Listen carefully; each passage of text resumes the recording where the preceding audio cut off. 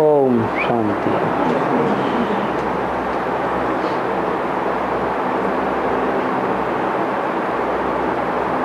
भिलाई में वाणी चल रही थी 13/2/64 की, गुरुवार, 8वें पेज के मध्यार्ध में बात चल रही थी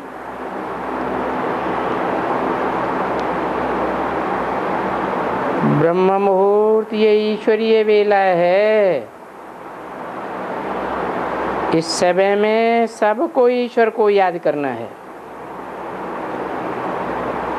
तुम देखेंगे भगत भी सुबह को 3 बजे 4 बजे 5 बजे भजन करते रहेंगे, याद करते रहेंगे, भक्ति करते रहेंगे।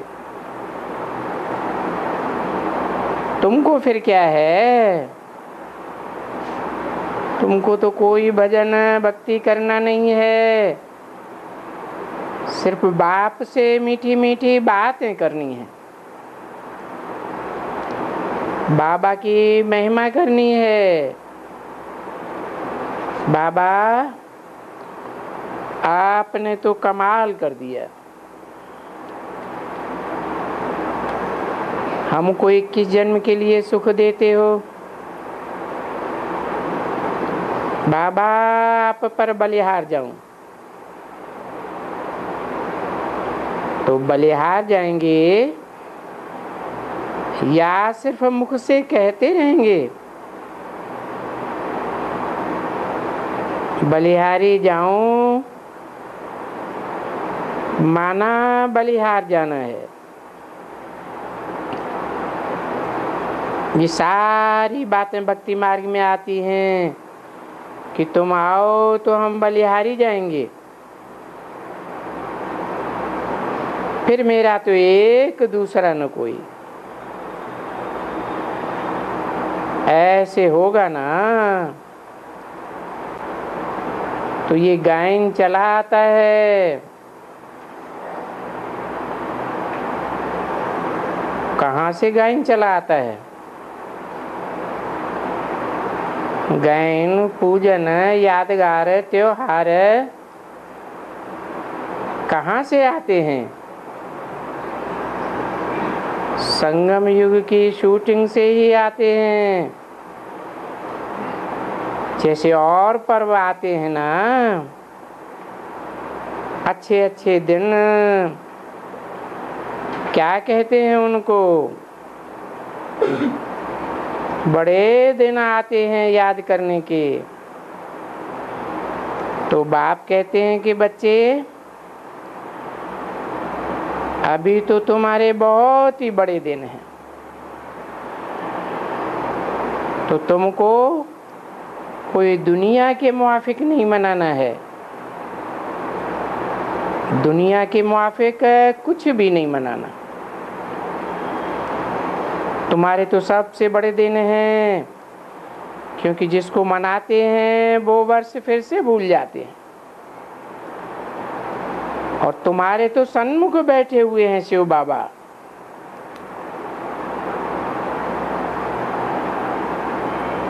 वहाँ भक्ति मार्ग में सिर्फ मनाते हैं, शिव बाबा कोई सन्मुख थोड़े ही होता है।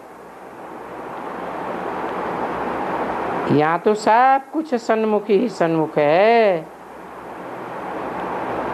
तो हर एक बात को तुम जैसे जान गए हो। ये कौन है? रामचंद्र कौन है? ये हम जानते हैं।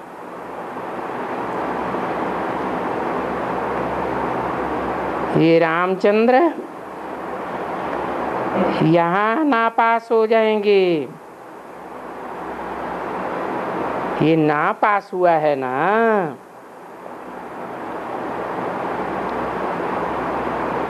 कब नापास हुआ है?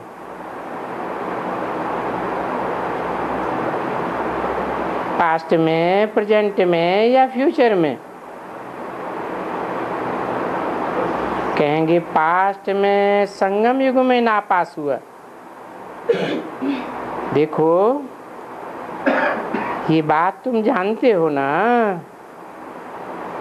बरोबर माया को जीतने के लिए जो बाप ने आकर युद्ध के मैदान में ये सुनाया, तो देखो रामचंद्र और सीता वगैरह जो भी क्षत्रिय कुल हैं वो इसीलिए नापास हो गए थे। वो देखो कितना राज है, ये सभी राज और कोई बच्चों में थोड़े ही रहते हैं।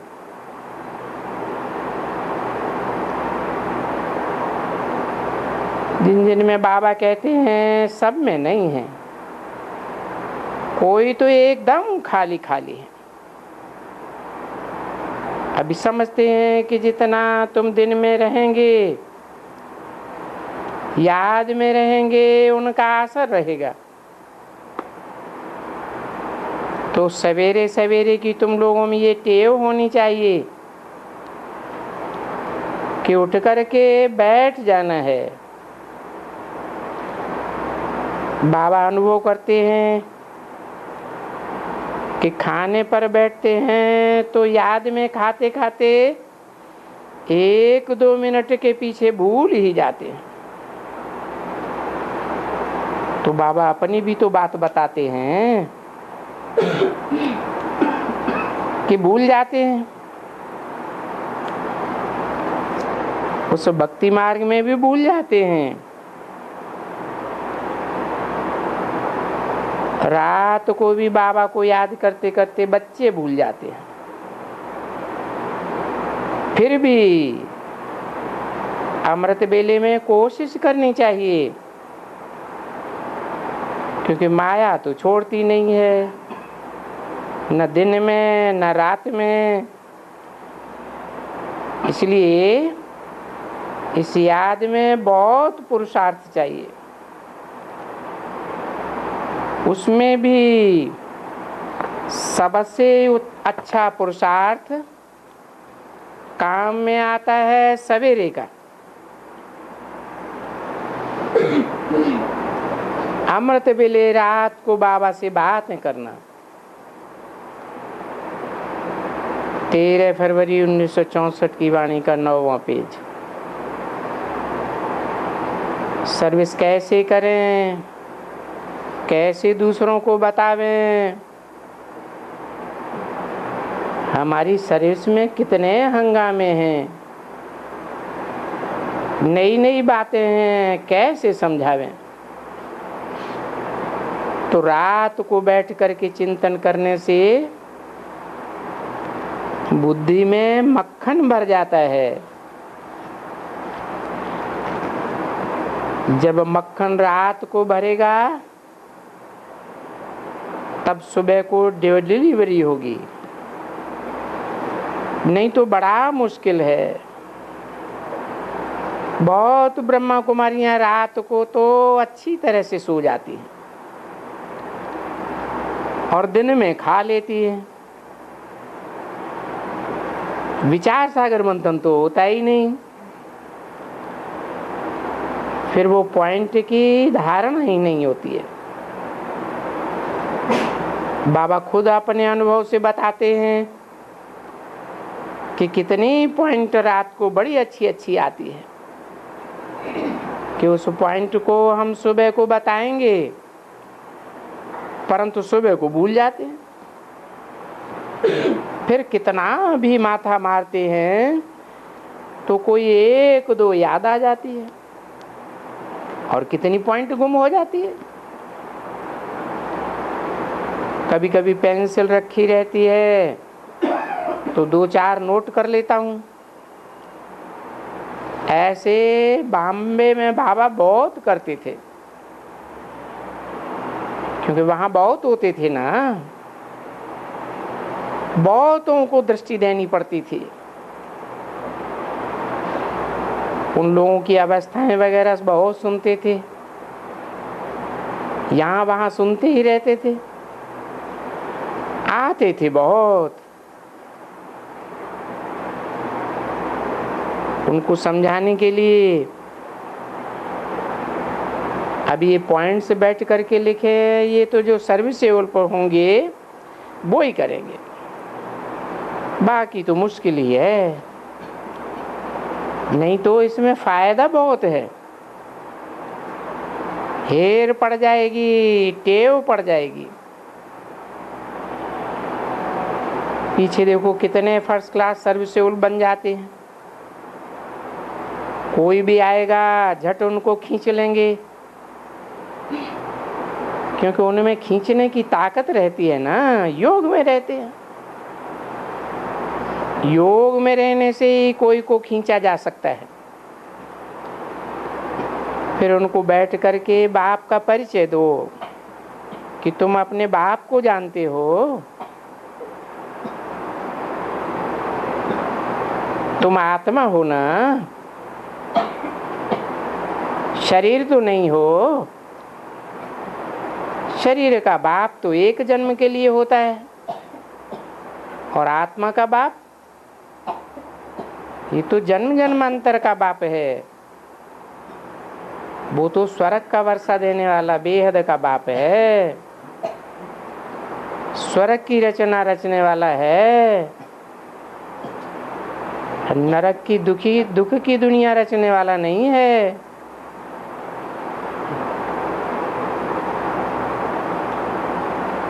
बोलो बच्ची, कुछ चाहिए? कोई भी आवे उनको यही समझाना पड़ता है कि भाई बेहद के बाप को जानते हो। बेहद का बाप तो स्वर्ग की स्थापना करने वाला है। बाकी जो हद के बाप होते हैं, जन्म जन्मांतर के अलग अलग 84 जन्मों के 84 बाप होते हैं, वो कोई सुख की दुनिया की स्थापना नहीं करते हैं। स्वर्ग में भी जो देवताएं होते वो तो खुद ही नीचे गिरते जाते हैं। बाकी द्वापर कलयुग में जो बड़े बड़े धर्म पिताएं हुए हैं, उनके आने से भी दुनिया नीचे गिरती जाती है। तो सुख की दुनिया की स्थापना कहाँ करते हैं? एक ही बेहद का बाप है जो सुख की दुनिया स्वर्ग की स्थापना करते हैं। देखो, हम तो अनुभवी हैं, जानते हैं कि बेहद के बाप से हम स्वर्ग का वर्षा ले रहे हैं। इसके लिए बाप कहते हैं सिर्फ मुझे याद करो। ये गीता के अक्षर जो मनुष्य सुनाते हैं, अभी बाप बैठ करके समझाते हैं। इन गीता के अक्षरों की सच्ची सच्ची वास्तविक समझानी तो कोई दे ही नहीं सकता। वो मनुष्य पिछाड़ी में भक्ति मार्ग में सुनाते हैं, और बाप सुना कर गया था, तो वो ही बाप अब हमको सुना रहे हैं। वो खुद कहते हैं कि तुम मेरे को याद करो तो तुम्हारे विकर्म विनाश हो जाएं,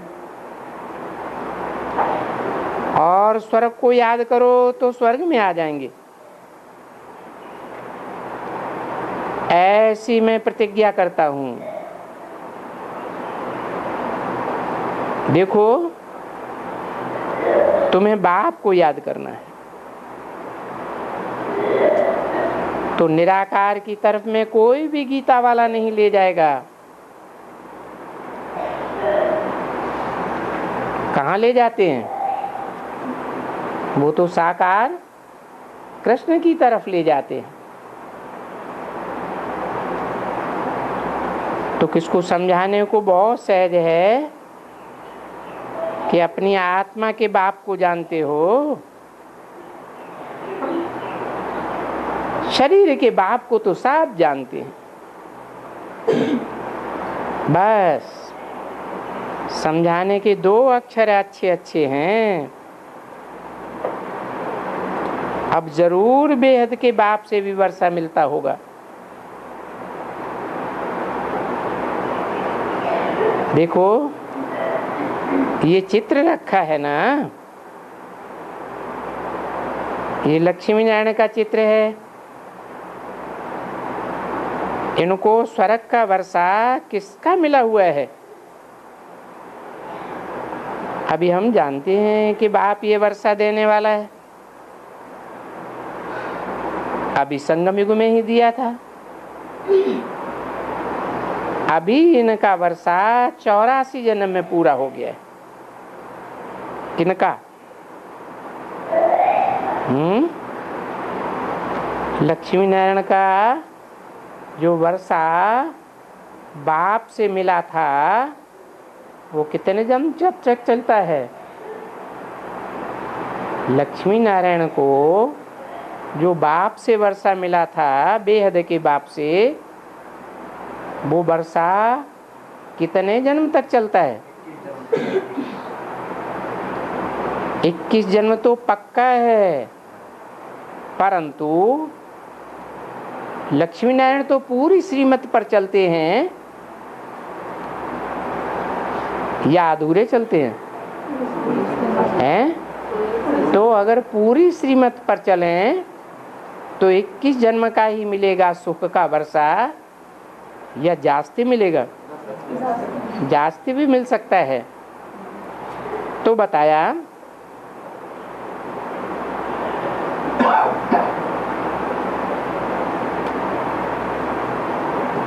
इनका वर्षा 84 जन्म में पूरा हुआ,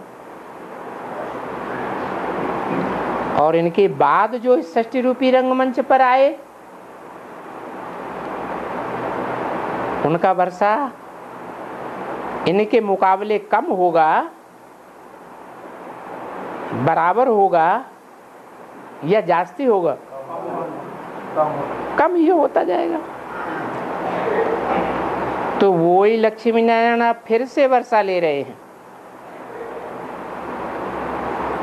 जो कल पूर्व नर से नारायण बने थे, नारी से लक्ष्मी बने थे, ऐसी ऐसी बातें ध्यान में ले आकर के सर्विस करनी पड़ती है। तो जिसको सर्विस का शौक होता है वो पीछे रहता थोड़े ही है।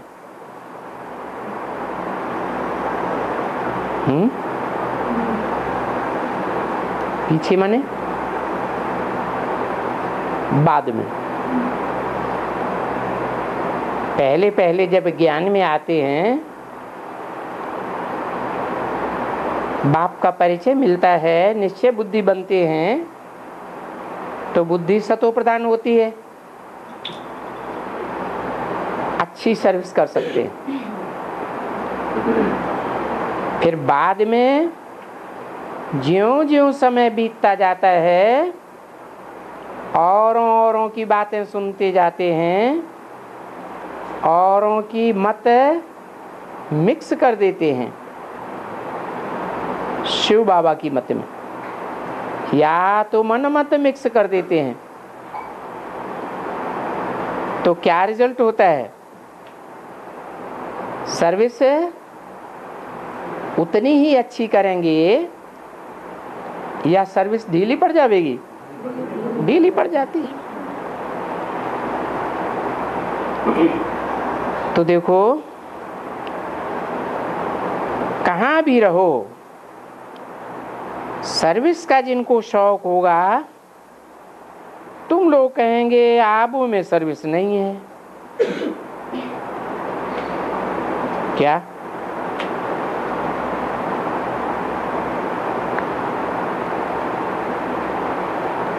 तुम लोग कहेंगे आबू में सर्विस नहीं है, कोई सुनते ही नहीं है। हद के आबू में या बेहद के आबू में भी? हद का आबू कौन सा है?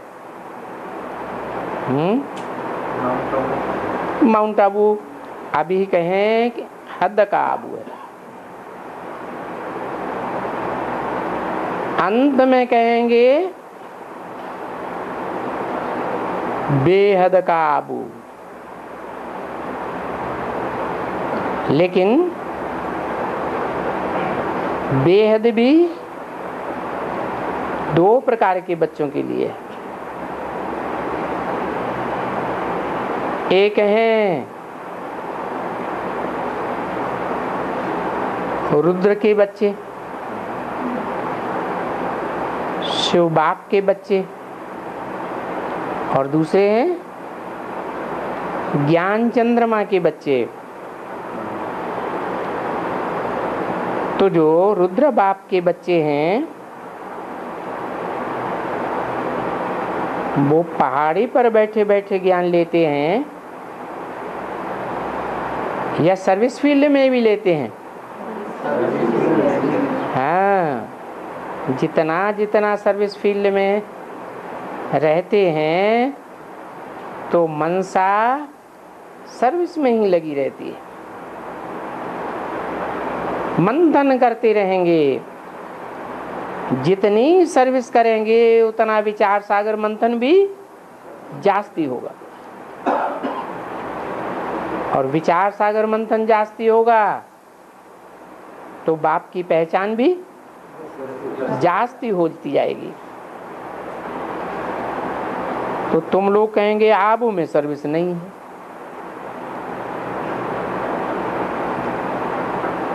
रुद्रमाला के मणके जहाँ तैयार होते हैं बीज रूप आत्माएं, जिनमें बाप ज्ञान का बीज डालते हैं, वो कहाँ डालते हैं?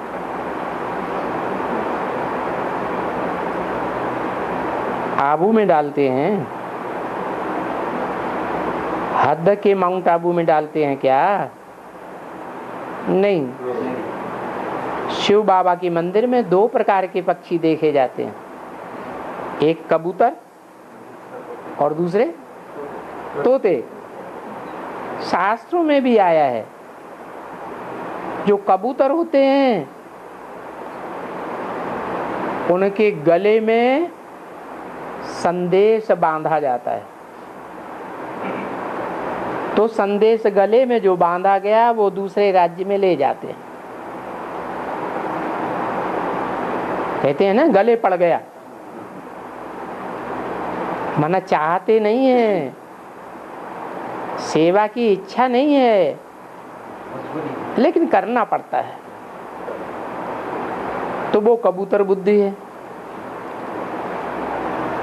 जो माउंट आबू में ही बुद्धि धरी रहती है, हद के माउंट आबू में। और जो तोते होते हैं वो थोड़ा समय मंदिर में रहते हैं, कथा सुनते हैं और बाहर जाकर चारों ओर आवाज कर देते हैं, ज्ञान की आवाज चारों तरफ फैला देते हैं। इसलिए उनके गले में कंठी पड़ी होती है ज्ञान की।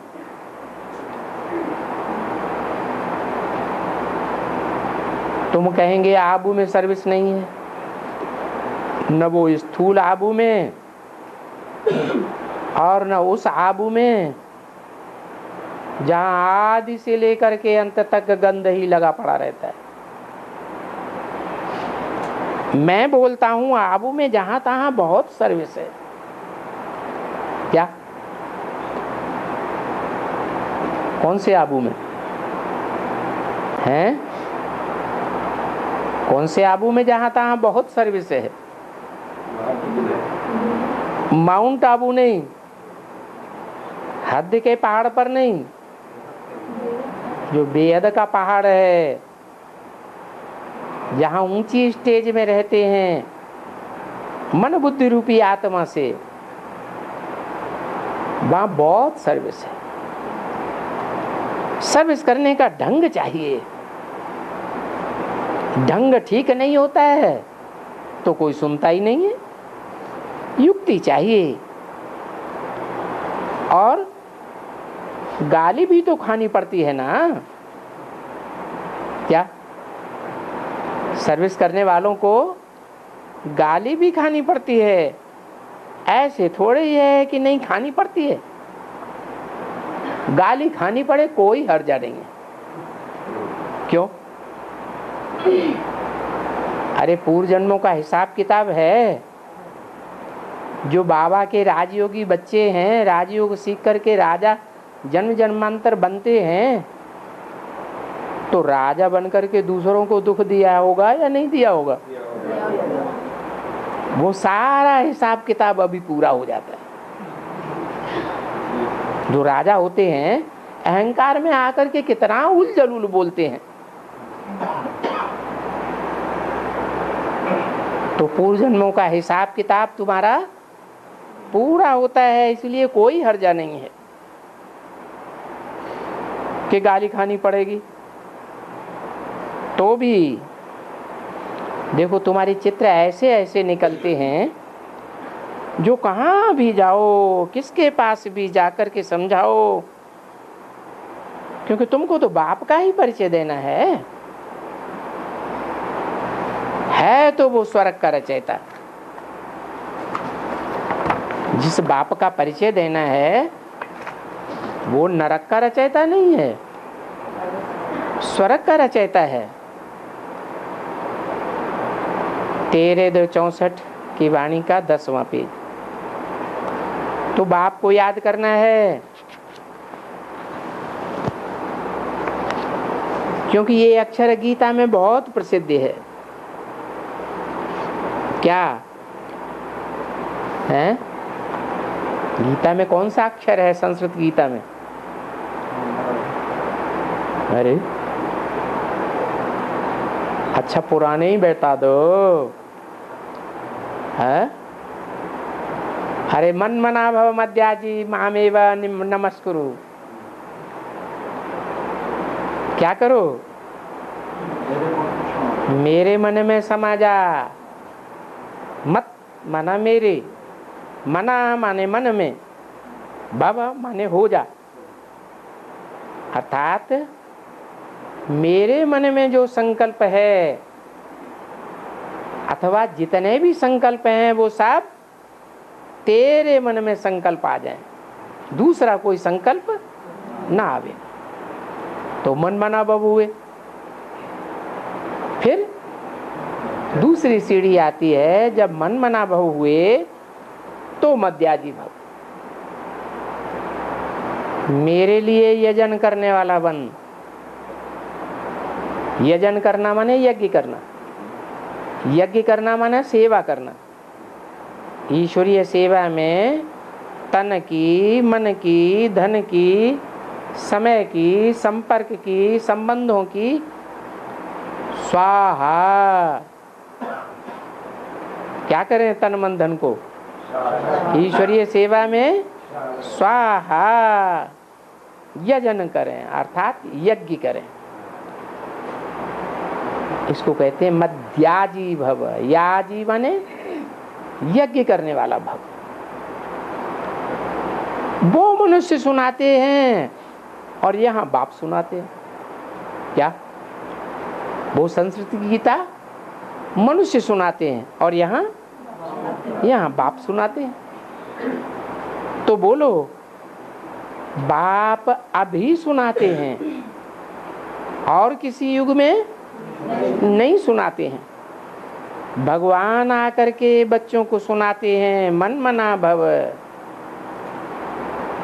क्या? तेरे मन में क्या चले? कौन से संकल्पों का बीज पड़े? जो मेरे मन में है वो ही तुम्हारे मन में संकल्पों का बीज पड़ना चाहिए, क्योंकि जैसे संकल्प होंगे वैसी फिर बाचा चलेगी। संकल्प तो बीज है ना। बीज आम का होगा तो वृक्ष आम का ही होगा, बीज बबूल का होगा तो वृक्ष बड़े बड़े कांटों वाले बबूल का ही होगा। तो मेरे मन में जो संकल्प है वो ही तेरे मन में संकल्प होने चाहिए।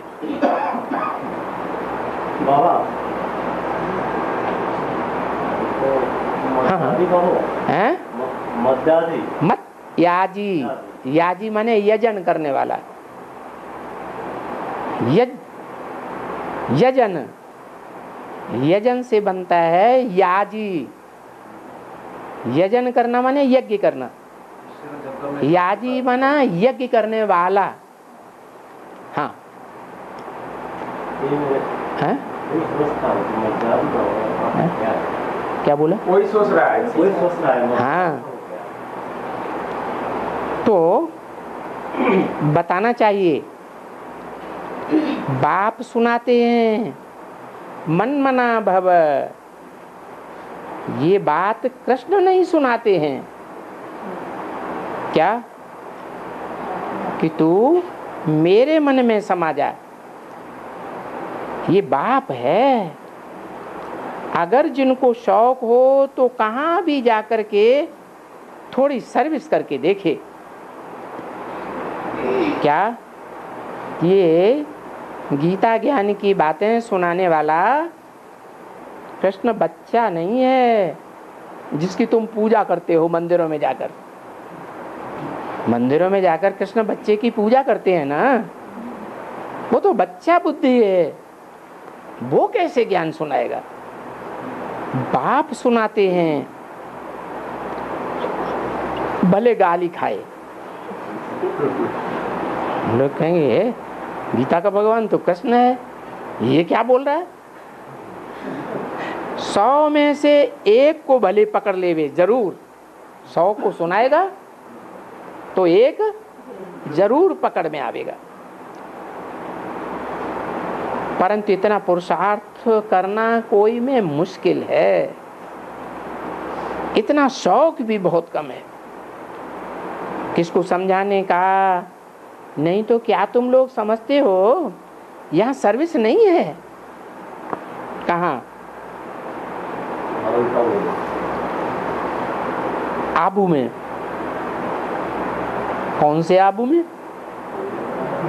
जहाँ सारी दुनिया की बू मन बदबू आकर के इकट्ठी हो जाती है, बदबू का पहाड़ बन जाता है।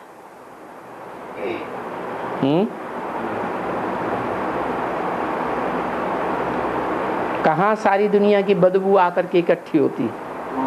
कहाँ के लोग सबसे जास्ती पतित बनते हैं? वो माउंट आबू के हैं? नहीं, जहाँ की रेलवे लाइन में और गांव-गांव में आज भी नाम पड़े हुए हैं, गंध गंध गंध, कायम गंध, डुड़वारे गंध, गुरु सहाय गंध, खुदा गंध, दरियाव गंध, अहमद गंध, अली गंध, तास गंध, सारी लाइन की लाइन भरी पड़ी है गंध ही गंध से। क्यों? वहां के लोग जितने गंदे हैं इतने दुनिया में कहीं के नहीं। बाप खुद बताते हैं, मैं ऐसे गंदे गांव में आता हूँ जहाँ के लोगों को पेट भर खाने के लिए ठीक से रोटी भी नहीं मिलती। तो देखो,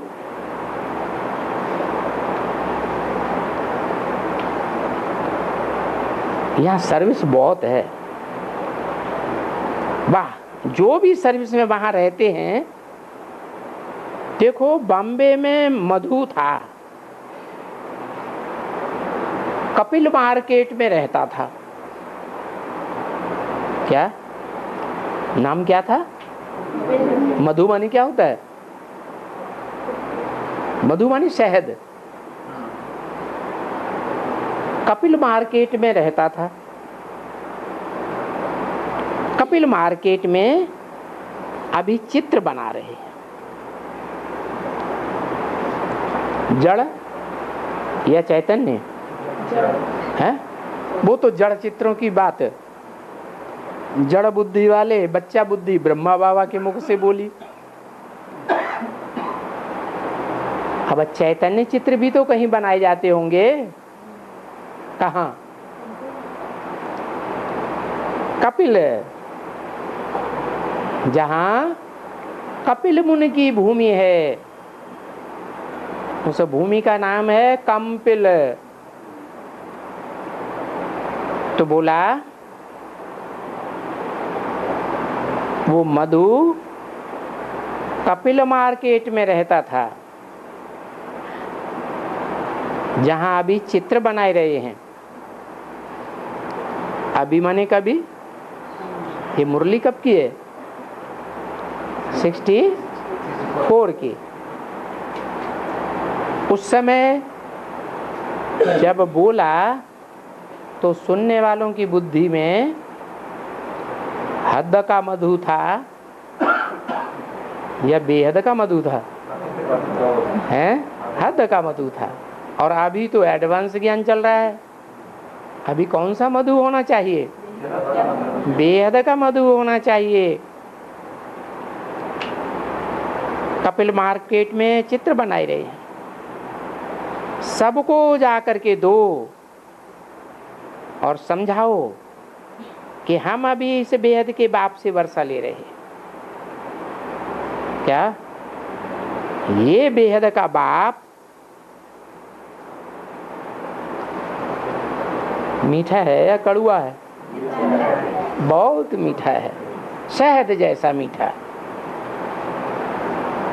तो हम उस बेहद के बाप से वर्षा ले रहे हैं, कौन सा? इन लक्ष्मी नारायण जैसा। शास्त्रों में 5 पांडवों की बात आई है, द्रौपदी की भी बात आई है, युधिष्ठिर वगैरह की बात आई है ना, राजा द्रुपद की बात आई है, पांडवों के सेना के सेनापति धृष्टद्युम्न की बात आई है। कहते हैं धृष्टद्युम्न और द्रौपदी कहां से पैदा हुए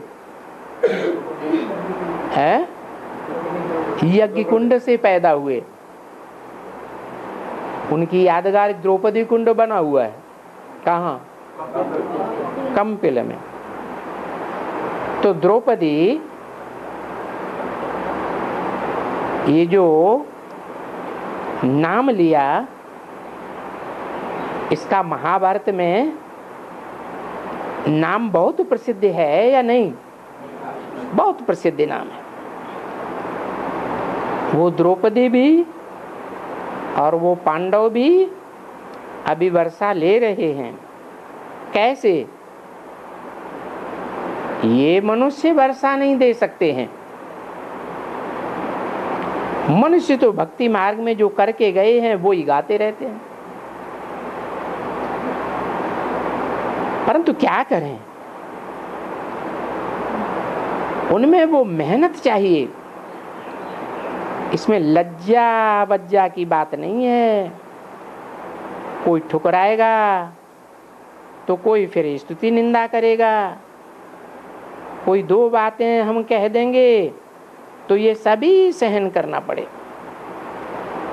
ऐसे नहीं कि कोई ने कहा और आ करके किताब रख दिया, हमसे नहीं होता। समझाने के लिए चित्र और किताब ले गए, कोई ने कुछ उल्टा पलटा बोल दिया, बस ला करके रख दिया, हमसे सेवा नहीं होती। नहीं, वो तो गीता वाले को तो कोई नहीं कुछ कह सकेंगे और तुमको तो बहुत कुछ कहेंगे, नई बात है ना। तो इसमें कुछ थक नहीं जाना चाहिए। सर्विस बहुत है, परंतु अपन को कोई सर्विस लायक भी बनावे। ऐसा रहना तो बड़ा सहज है, कहना भी बड़ा सहज है कि हम नारायण को बढ़ेंगे, फलाने को बढ़ेंगे, ऐसे ऐसे करेंगे। तो देखो मेहनत बहुत है। ऐसे कभी कोई नहीं समझ सके कि कहाँ भी सर्विस है नहीं। दुनिया में कहीं भी जाएंगे, हर जगह सर्विस है। नहीं बच्चे, सर्विस तो बहुत है, ढेर की ढेर है। एक ने छोड़ा, एक ने सुनना तुम्हारी बात छोड़ दिया, तो क्या करो, दूसरे को पकड़ो। पता नहीं है ये हमारे कुल का नहीं होगा, तो हमें अपने कुल वाले को ढूंढना तो पड़ेगा ना, है? या हम जिनको सुनाते जाएंगे वो हमारे कुल का होगा? नहीं। जिसको कुछ न कुछ लगे, जिनको तुम सुनाओ और कुछ न कुछ सच्चा लगे, अच्छा लगे, कान हिलावे, तो समझो कि वो हमारा अपना है, हमारे कुल का है। उनको अपना ही लेना चाहिए, उनको देना चाहिए। तो जैसे कि तुम बच्चे दान करते हो, ये शौक रहता है दान देने का, ये अविनाशी ज्ञान रत्नों का दान है। अच्छा, आज क्या है? बच्चा है ना, तो बच्चे को क्या याद आता है? नहीं, जो बच्चा बुद्धि होते हैं उनको कुछ खाने पीने की बात याद आ जाती है। आज क्या है? गुरुवार है। गुरुवार को क्या होता है? टोली बनाई जाती है, तो बाबा को गुरुवार याद आया। आज क्या है? अरे अभी टोली देने में कुछ देरी है, यहाँ बहुत अच्छी सीधी सर्विस है। भाई ये जरूर समझते हैं कि 10, 20, 50 में कोई एक हाथ में आवेगा। ये तो बाबा खुद भी कहते हैं कि ऐसे नहीं सब कोई समझेंगे। भले कहाँ भी कोई जाओ, ग्रंथ में जाएं, टिकाने हैं ना, वहाँ जाएं, कहाँ भी जाकर के अच्छी तरह से समझाएं कि भाई अभी वापस जाने का समय है और सच्चे बादशाह को याद करना है, तभी तो सच्चे बादशाह के पास जा सकेंगे। उसके लिए पवित्रता जरूर चाहिए। पवित्रता बगैर तो तुम सच्चे बादशाह के पास पहुंच ही नहीं सकेंगे। तो सच्चे बादशाह कोई गुरु नानक के पास नहीं जाना है। सिख तो समझते हैं सच्चा बादशाह गुरु नानक, सदगुरु गुरु नानक। तुमको तो जाना है शिव बाबा के पास, वहां से आना, फिर गुरु नानक के पंथ में चले जाना। क्या? पहले शिव बाबा के पास जाना और फिर कहाँ जाना? गुरु नानक के जो पंथ वाले हैं, चेले हैं,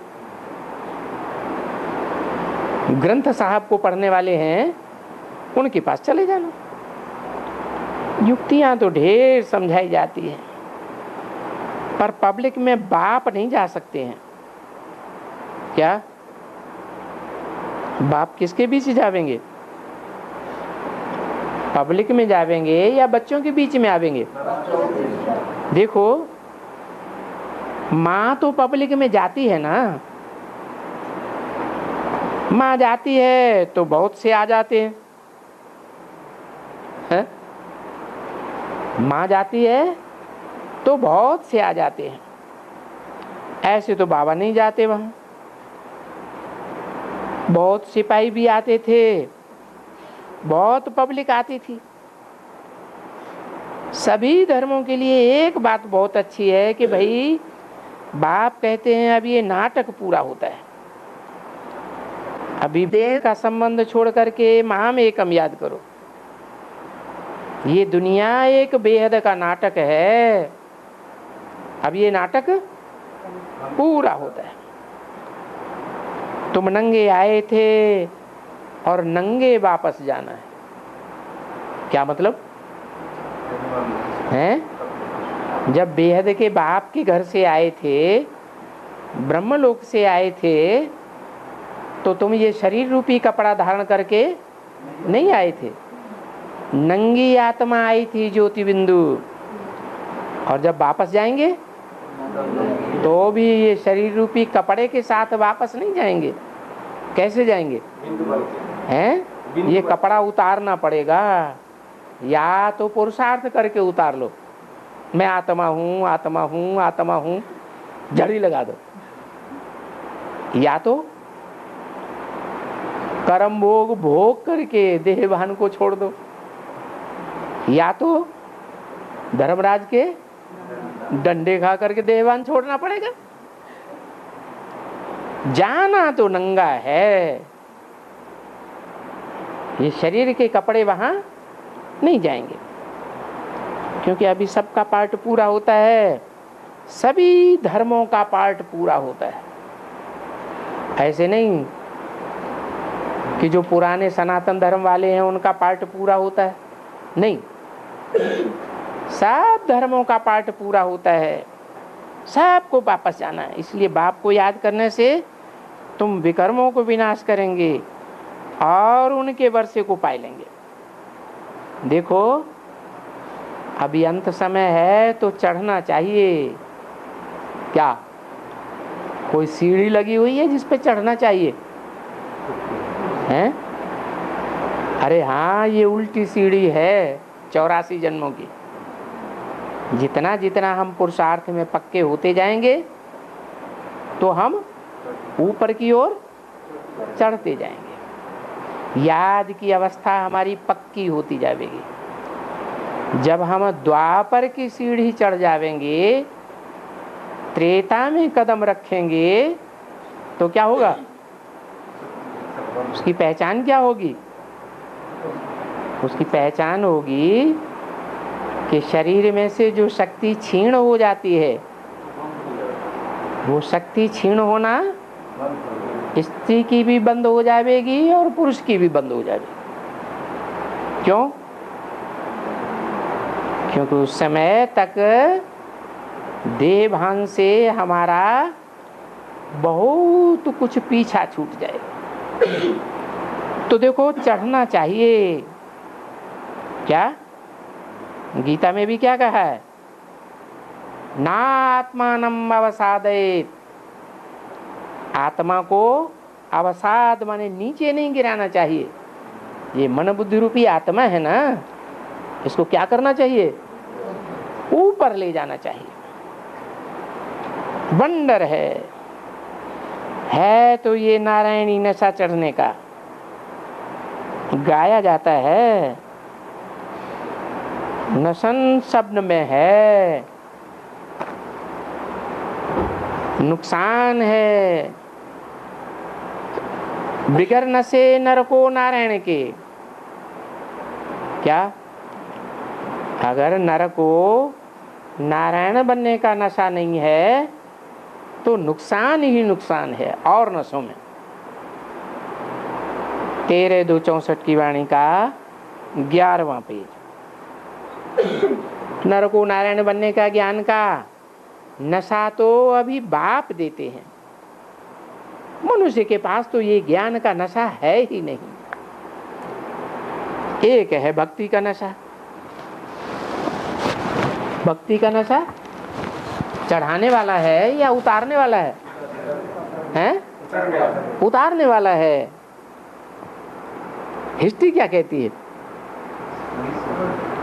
हजारों साल से भक्ति करते चले आए। मन बुद्धि रूपी आत्मा ऊंचे स्तर में जा रही है या नीचे स्तर में जा रही है? घटती जा रही है। तो एक है भक्ति का नशा, ज्ञान का नशा चढ़ाने वाला तो एक बाप है जो नारायणी कुल को रचने वाला है। किसके कुल को रचने वाला है? जो नारायण का कुल है उस सारे कुल को रचने वाला। वो नारायण का कुल षष्ठी में पहले पहले होता है या मध्य में होता है या कलयुग के अंत में होता है? पहले पहले होता है। कलयुग के अंत में बेहद का बाप आते हैं और नर को नारायण बनाते हैं। तो वो बाप है नारायणी कुल को रचने वाला। देखो कितने समय से ये गाया जाता है, नसन सपन में है नुकसान, बिगर एक नशे नर को नारायण बनाने के। अब ये नामी ग्रामी तो है जरूर, क्या नशा? कौन सा नशा? नारायणी नशा। लक्ष्मी नारायण बने तो है ना, तो वो कैसे बने वो तुम बच्चे अच्छी तरह से समझ गए हो कि बरोबर ये नशा सिर्फ बाप से मिल सकता है। बेहद के बाप से ज्ञान का नशा मिलता है, जिससे इतना ऊंची सदगति होती है। तो हमारा भी सलाम ले जाना, वो भी गीत है ना यहाँ, हमारा भी याद प्यार। अभी सलाम तो हुआ मुसलमानी अक्षर, रिकॉर्ड चला, तुम माता पिता स्वामी सखा तुम ही हमारे रखवाले हो। बाहर वाले तो ये गीत गाते रहते हैं, प्रैक्टिकल में तुम्हारा रखवाला बना हुआ है क्या?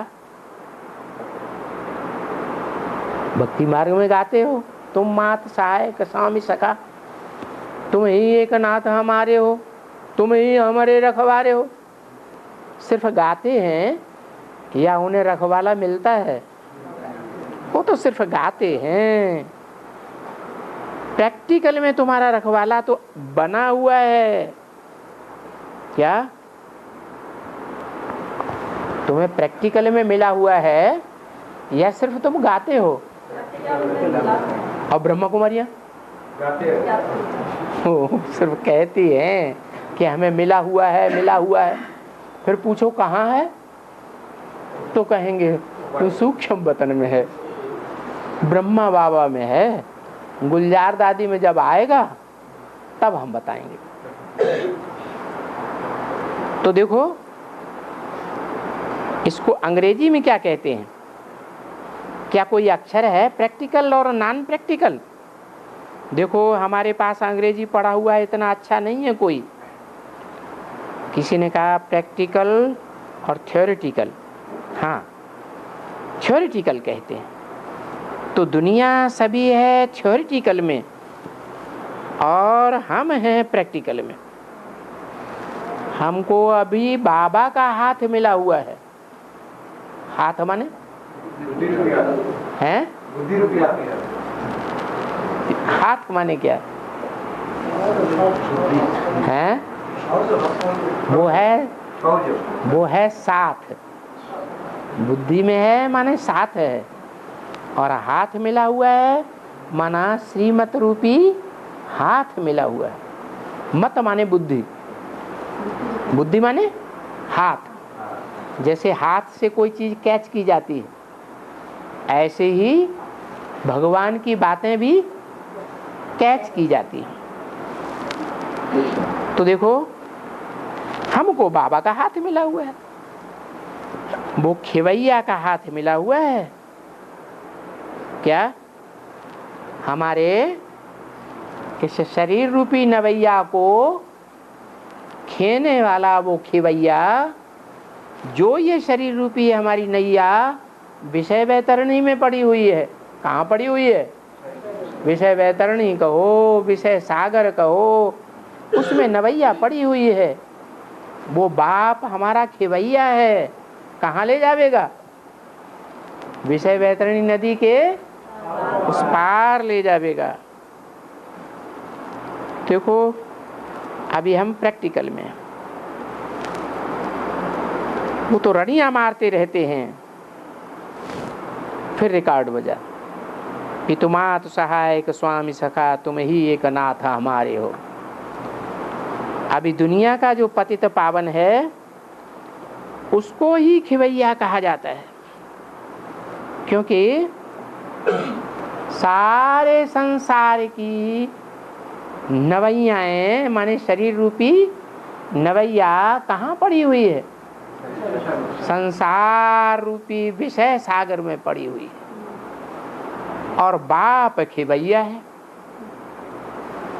क्योंकि पतित दुनिया से पावन दुनिया में ले जाने वाला है।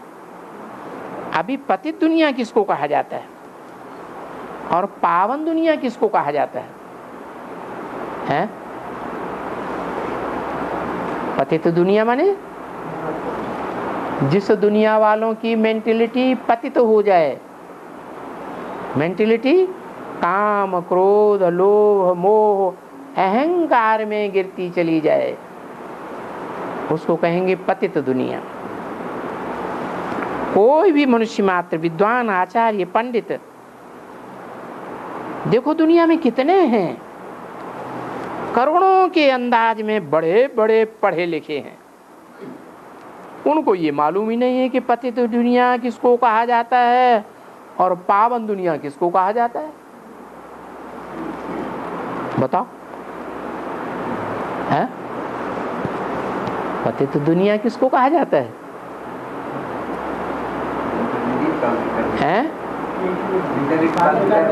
जहां मेंटेलिटी गिरती जाती है, इतनी मेंटेलिटी गिर जाती है कि दुनिया को भस्म करने के लिए एटम बम बनाने लग पड़ते हैं। ये नहीं जानते एटम बम से हम भी भस्म हो जाएंगे। जैसे कोई आदमी पेड़ की डाल काट रहा हो, जिस डाल को काट रहा है उसी के ऊपर बैठा हुआ है, तो क्या कहें, मेंटेलिटी अच्छी है या बोगस है? तो जरूर पतित दुनिया में पतित आदमी होंगे, पावन दुनिया में पावन आदमी होंगे। पतित दुनिया में जरूर गुण और लक्षण होंगे, नहीं, पतित दुनिया में जरूर अवगुण और कुलक्षण होंगे, पावन दुनिया में पावन लक्षण होंगे। अब ये तो भारत में बिल्कुल ही सहज है समझाना कि पावन दुनिया में तो देवी देवताएं रहते थे। क्या? कहाँ समझाना बहुत सहज है। क्यों? क्योंकि विदेशों में तो देवी देवताएं कभी हुए ही नहीं है। विदेशों में तो जितने भी हैं विदेश, उनमें राक्षस संप्रदाय पैदा हुए हैं, एटम बम बनाने वाले। और भारत में प्रैक्टिकल में देवी देवताएं हुए हैं ना। तो ये समझाना भारत के लिए बहुत सहज है कि पावन दुनिया में तो देवी देवताएं रहते थे, सो भी देखो यहाँ भारत में रहते थे। नहीं तो मनुष्य देवी देवताएं कह करके पता नहीं कहाँ ना कहाँ ऊपर में चले जाते हैं। लोग क्या समझते हैं स्वर्ग कहाँ है? ऊपर में।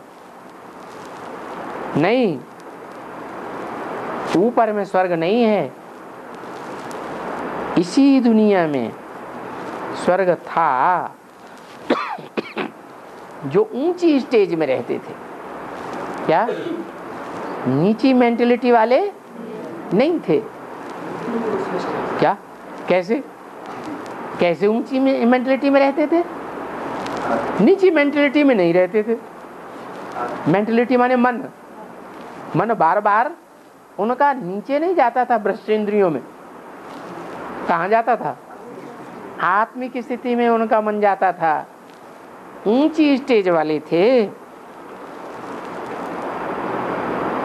अभी आज 5000 वर्ष की बात है, यहाँ पावन महाराजा महारानी तथा उनकी प्रजा रहती थी। और यहाँ कलयुग में आजकल पतित महाराजा भी कोई नहीं है। क्या? महाराजा ने तो छोड़ो, कोई राजा भी नहीं, बिल्कुल नहीं। तो सारी प्रजा, क्योंकि गायन किया ही जाता है राजा और रानी का, बरोबर हम जानते हैं द्वापर से लेकर के पतित महाराजा या महारानी हुए। पतित दुनिया होती है, पतित संप्रदाय, आसुरी संप्रदाय। क्योंकि हम भारतवासी जानते हैं कि जो आसुरी संप्रदाय वाले पतित राजाएं रानियां हैं, वो बड़े बार मंदिरों में जाकर के पावन दुनिया के पावन महाराजा महारानियां जो हो कर के गए हैं उनको नमन करते हैं। होकर गए हैं तब तो नमन करते हैं ना। तो देखो नमन करने वालों में और जिनको नमन करते हैं उनमें फर्क तो होगा ना, बरोबर फर्क है। नमते भी उन्हों को ही है, किन्हों को? श्री लक्ष्मी और नारायण को, राम और सीता को। वो त्रेता के, वो सतयुग के। तो जरूर समझना चाहिए कि बरोबर सतयुग त्रेता में पावन महाराजा महारानी और राजा रानी होकर गए हैं, और बरोबर ये जरूर पतित हैं आज की दुनिया के। तो जरूर पतित दुनिया में सभी यथा राजा रानी तथा प्रजा पतित ही होगी।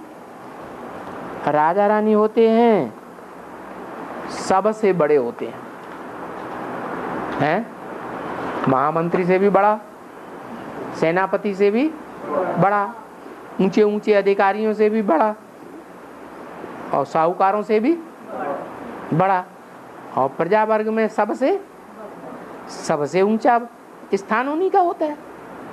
ऐसे नहीं कहेंगे राजा रानी से बड़े कोई साधु संत होते हैं, नहीं, वो भी पतित दुनिया में रहते हैं साधु संत, परंतु फिर वो सन्यास करते हैं। सन्यास करके फिर भी गृहस्थ में पतित बन करके जन्म लेते हैं। जन्म कहाँ लेते हैं? गृहस्थियों के पास जन्म लेते हैं। पतित गृहस्थ का अन्न खाते हैं तो कहाँ जन्म लेना पड़े? पतित दुनिया में जन्म लेना पड़े। तो जैसा फिर हम खाते हैं तो उनका एवजा उनको देना पड़ता है। तो देखो पतित दुनिया में पतित करने वाला कौन है?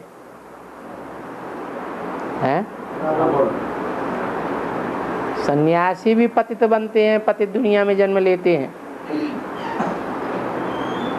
उनको भी पतित करने वाला कौन है?